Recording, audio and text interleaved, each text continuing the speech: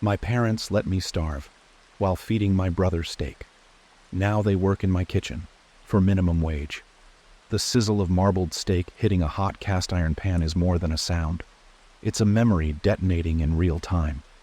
The kitchen buzzes with the syncopated rhythm of knives against chopping boards, pots clanging as if keeping time to a song only the broken-hearted can hear.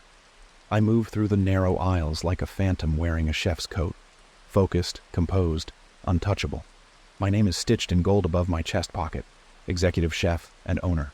It gleams like vengeance in the overhead lighting. The staff, young, eager, hungry in the right ways, mirror my intensity. They don't slack, don't stutter, because they know this isn't just a restaurant. It's a cathedral of correction, a monument to everything I was denied.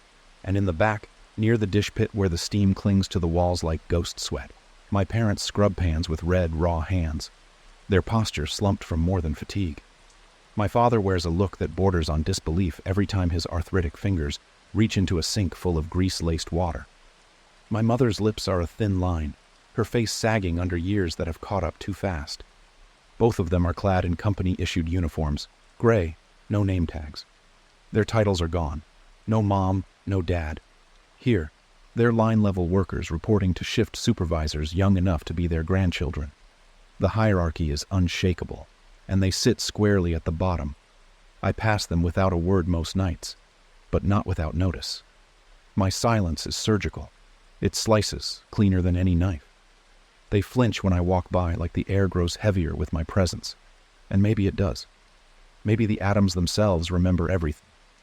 The nights I went to bed empty, stomach gnawing itself into knots while the scent of garlic butter and rare sirloin filled our house like cruel perfume. My brother would gloat, draped over his chair like a crowned prince, juice from his steak painting his lips with a decadence he hadn't earned. They'd coo at him, call him brilliant, exceptional, destined. I was an interruption, an afterthought they sometimes remembered to feed. Just a phase, they'd say, when I cried after dinner, when I begged for even a sliver of what he had. My emotions dismissed as noise, my hunger rebranded as attention-seeking, but pain carves memory deep, and mine grew roots.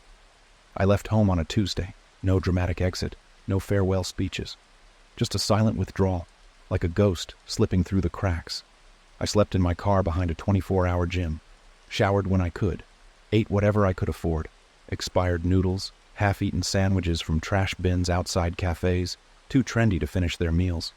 And I worked. Every dishwashing job, every prep shift, every soul-shriveling gig in back-alley diners and fluorescent-lit chain kitchens. I memorized temperatures, mastered flavor profiles, learned how heat bends to will if you respect it. My ambition didn't burn bright. It smoldered, low and constant, like coals waiting to catch. Years passed. I rose through the ranks not with smiles or schmoozing, but with relentless, wordless excellence. One promotion turned into another, until my name carried weight in the culinary undercurrent of the city. When I finally opened my own place, Ash and Hunger, I didn't need to beg for investors. People had seen what I could do. They believed in my palate, my precision, and the irony. So did my parents, now that my success could be measured in headlines and revenue. They came to my grand opening, dressed in their Sunday best, beaming with pride they'd never had for me before. They were turned away at the door.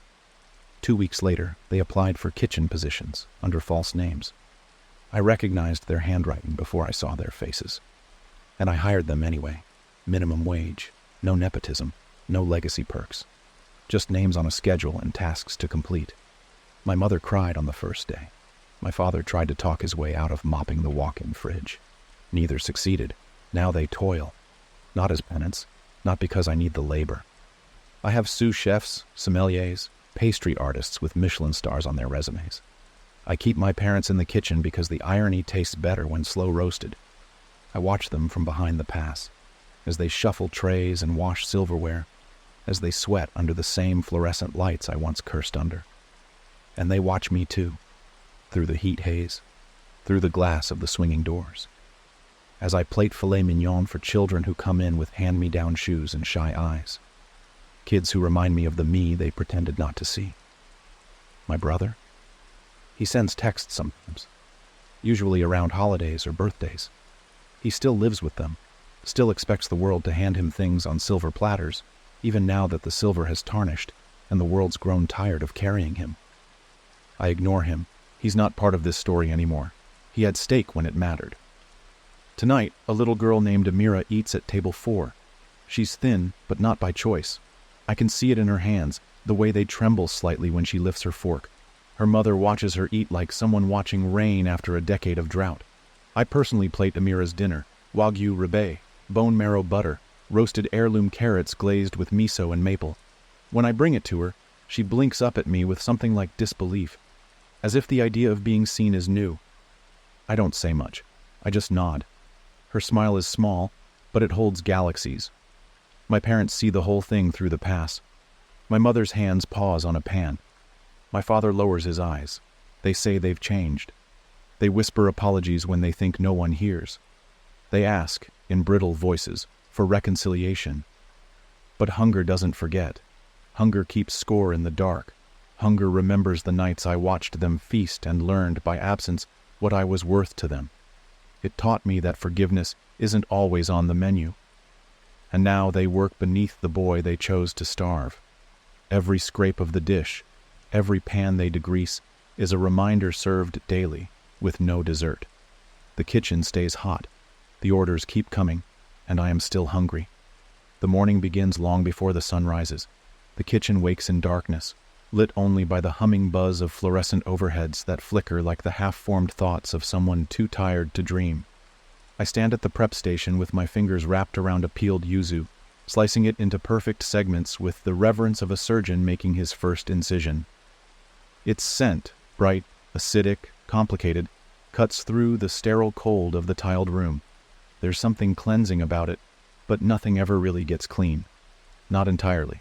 Some stains sink into the grain, deeper than lemon juice or steel wool can reach. Behind me I hear the sound of shoes too cheap to cushion years of guilt. My mother shuffles in, her shoes squeaking slightly against the polished tile. Her hair is pinned back under a net, no trace left of the woman who used to curl it for church with the same hands that withheld seconds from my plate. She doesn't speak at first. She knows better than to break the silence before I do. I let her wait. I let her stew in the steam and citrus. I focus on the yuzu segments until they shine like little suns in their metal tray. When I finally turn, her eyes dart to the floor. I polish the walk-in shelves. Again, she says, voice threadbare. I noticed a build-up near the... You noticed what I assigned you yesterday, I interrupt without looking at her. Congratulations. The words fall flat between us, but they hit her harder than if I'd shouted.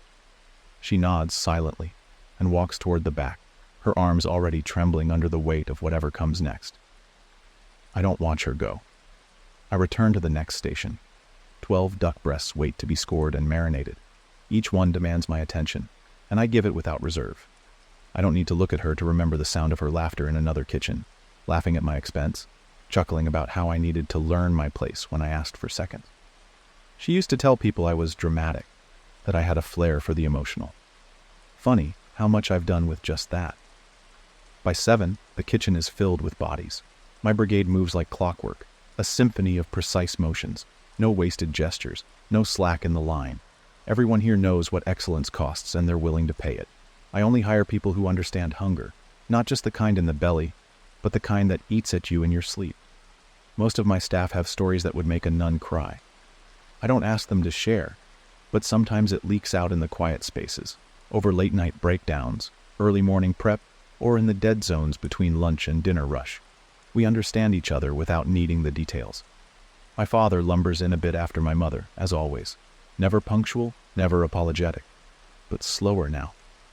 The years are catching up, dragging on him like wet wool. His back curves under the weight of invisible debts, and yet he refuses to look humbled.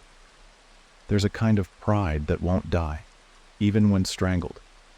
He tries to meet my eyes, but I turn away, motioning him toward the produce station without a word. He doesn't belong here, not in the place I built from marrow and memory. But I let him stay, not out of mercy, never mercy, but because every great restaurant needs something rotting in the back to remind you what fresh looks like. Today's special is a complicated one. Charred octopus with ink reduction and citrus foam, plated on roasted fennel and shaved white asparagus. It's an ambitious dish, not just in flavor but in symbolism. Octopus is slippery, intelligent, and nearly impossible to contain. Like grief, like resentment, like the past, I prepare the marinade myself. I don't trust anyone else with this step.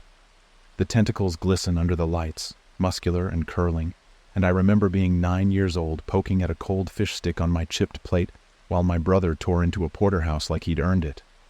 The memory doesn't hurt anymore, it stings briefly, like alcohol poured over an old scar.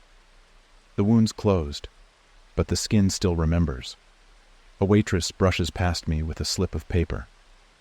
Table 9 wants to speak with the chef. I glance at the note. It's a name I don't recognize, but the handwriting is familiar. Slanted. A little too neat.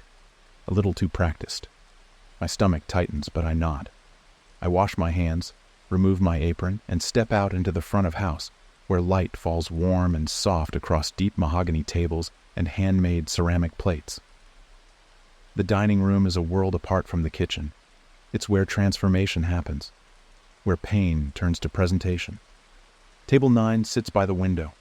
A woman waits there, late 40s, expensive scarf, skin pulled tight around tired eyes. It takes me a moment to place her. Ms. Carlyle, my old guidance counselor, the one who told me I was wasting time dreaming about culinary school, the one who pulled me aside and said, in the softest possible voice, that people like me should look at trade jobs, welding, janitorial work, something practical. I almost laugh. Instead, I stand there, arms folded. I had to come, she says, clasping her hands as though prayer will reverse time. I've been reading about you, the reviews, the awards. It's incredible. I had to see for myself. For yourself? I repeat, tone flat. She nods too quickly. You've really become something. I just wanted to say, well, I may not have believed in you then, but I'm proud now. Truly. Proud.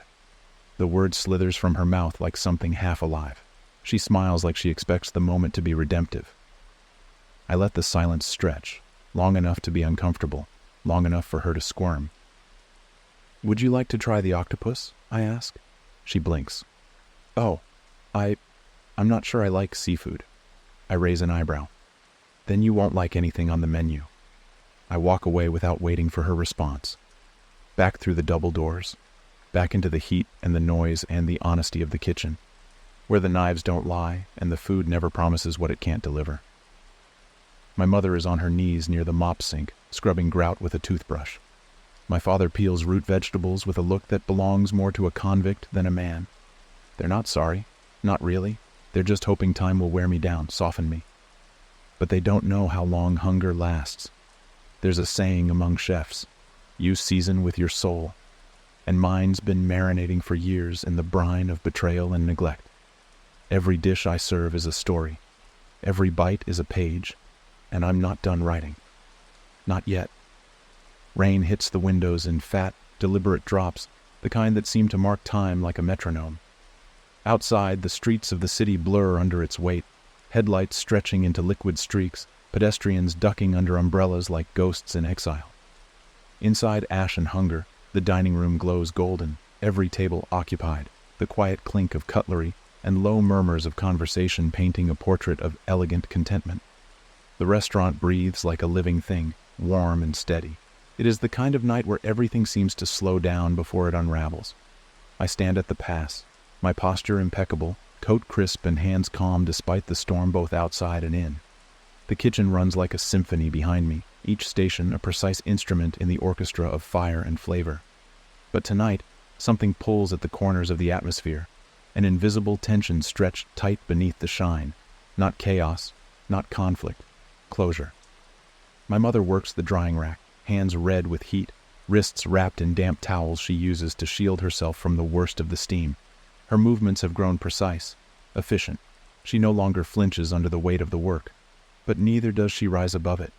She exists in it, like someone resigned to the borders of a cage. My father scrapes the griddle pans down with the dull side of a spatula, his back bowed like an old bridge. They don't speak to each other anymore while they work. Some silences, once established, become habit. Tonight's final seating includes a 12-top reservation under the name Rios, a name I haven't heard in nearly a decade, yet it arrives like a shadow I forgot I cast. It's my brother. I know it without needing to ask. I know it from the anxious sideways glances my mother gives the reservations board. I know it from the silence that spread through her shoulders as soon as the name was written on the host stand earlier this morning. My brother, the boy who used to taunt me with mouthfuls of meat, whose every breath was a celebration orchestrated by two people too blind to see what they were doing, has made a reservation in my house. The staff preps the long table meticulously, white linen, a centerpiece of hand-carved salt sculptures and fresh herbs. The plating tonight will include a special menu, one I crafted myself. A menu not from vengeance, but from finality. The first dish? A deconstructed bone broth poured tableside, made from the same cuts they used to deny me. Every detail is intentional. Every flavor designed to echo what was once withheld. They arrive in a flock. My brother leads, just a little heavier than I remember, wearing a tailored suit that doesn't quite conceal the soft lines of comfort. His wife follows, tall and glassy-eyed, and their children come next. Two girls too young to understand the tension they're walking into. He stops short when he sees me in the open kitchen, standing just behind the pass, watching with stillness carved into my face. "Well," he says, trying for a smirk, "look who turned out to be somebody."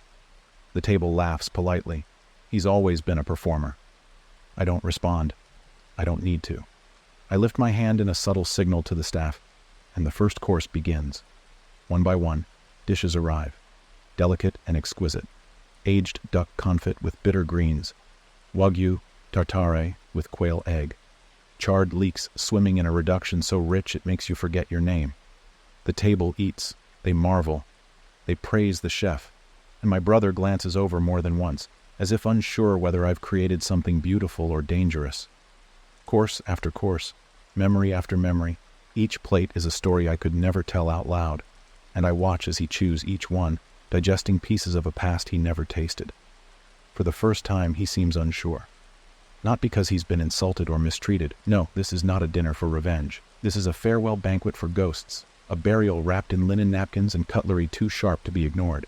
When the final dish is cleared, honeycomb ice cream atop smoked cinnamon shortbread, served with a drizzle of sea salt caramel and a whisper of burnt sugar, I step out from behind the pass and walk to their table. "Did you enjoy your meal?" I ask, eyes fixed on him. He leans back, blinking. "It was incredible." He hesitates, then adds, "You really did it. I always knew you were smart, but this is something else." I nod once. No smile. No thanks. Just truth. "I built it hungry." The words hang there. He shifts in his seat. His wife clears her throat. One of the girls tries to ask a question, but is hushed. My brother glances at the kitchen, at the dish pit where our parents remain, still working, still unseen. "Mom and Dad told me they were helping out," he says. "They're on payroll," I reply. "Same as any other part-time dishwasher." His jaw tightens. "You're really making them work like this?" "I'm giving them exactly what they gave me," I say calmly. A place, a task, no warmth, just the opportunity to earn a meal they once thought I didn't deserve. He opens his mouth, closes it again. "I don't hate you," I add, and that surprises him more than anything. "But you don't get to rewrite it." He nods slowly. Not in agreement, but in comprehension. There's a difference, and he finally sees it. I return to the kitchen. The storm outside has eased. My staff begins the final breakdown, moving in choreographed steps like dancers closing the curtain on a flawless performance. My parents stay late, as always. They don't ask for an early clock out. They know better now. Before I leave, I stop by the walk-in cooler where tomorrow's ingredients rest in cold silence. I breathe in the crisp air, the tang of lemons, the clean scent of potential. Hunger doesn't live here anymore. It's been replaced by something quieter, something fuller. Outside, the rain has stopped. The city is soaked and still. I lock the door behind me, the sound of the bolt echoing like a closing chapter, not out of spite, but because the story is finished.